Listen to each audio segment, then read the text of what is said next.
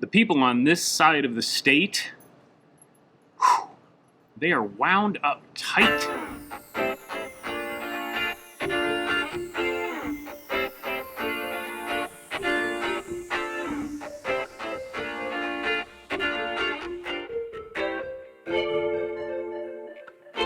Welcome back, friends. Happy Monday. A little bit different scenery this week. I am in Fort Lauderdale. I've been watching my brother's dog for the last couple of days. He's a handful. Duke. Let's see. Come on. Come here. There he is. And there he goes. Yeah, they're wound up tight over here. Man, I mean, the least little perceived slight on the road will elicit words that would make a sailor blush. It's crazy. It's crazy. I'm on record as saying, for activities, there's a lot more going on the east side of the state, especially paddle sports, because there is we're surrounded by water. But man, I don't know, it's nutty over here, nutty. So the next thing is Bahama Mama. This is the shirt that I decided to buy with the discount that Theo was so nice to provide me, and hopefully some of you have taken advantage of the discount code. Again, before anybody gets out of whack, no affiliation with the company. I don't get anything for this. It's just stuff that I really like. And yeah, and if you have gotten your own Twisted Toucan shirt, I'd like to see it. Maybe on Instagram or Facebook. Tag me. And tag Twisted Toucan while you're at it. I'm sure he would appreciate it.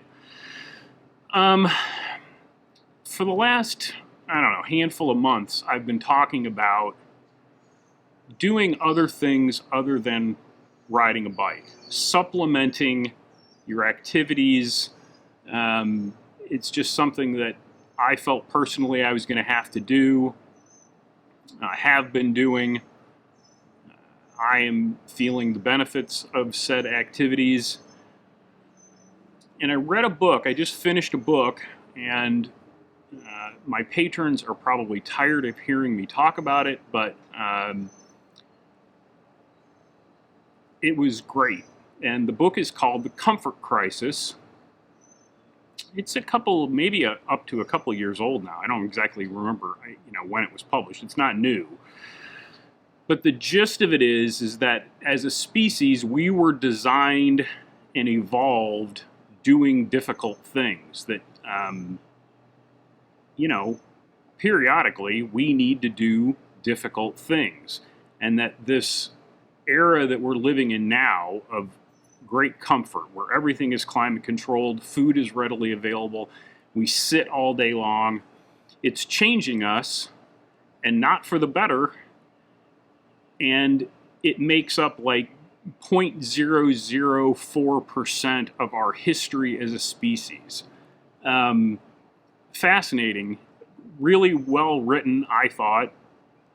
It's basically the story of his personal journey, shall we say, and then he weaves in basically expert testimony about what's happening to him and why it's happening. It's really good.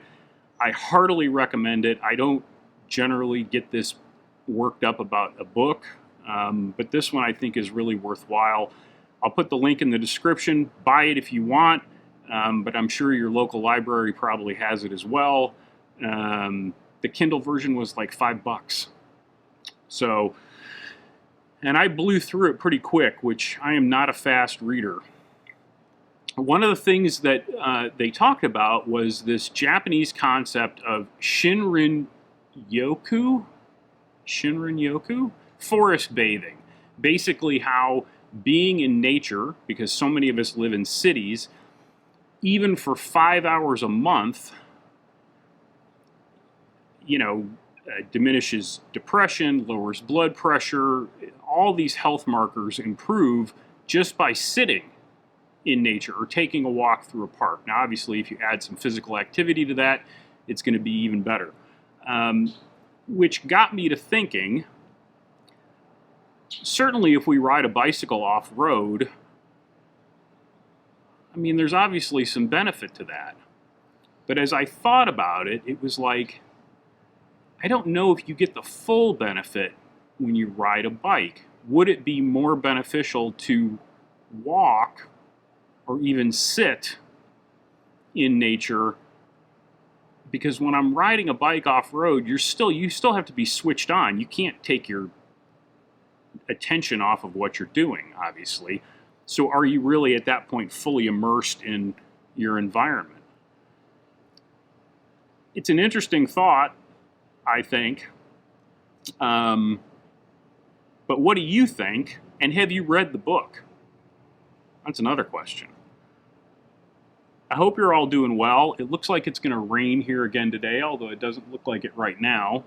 Yeah, one more day of dog sitting and then back to the West Coast.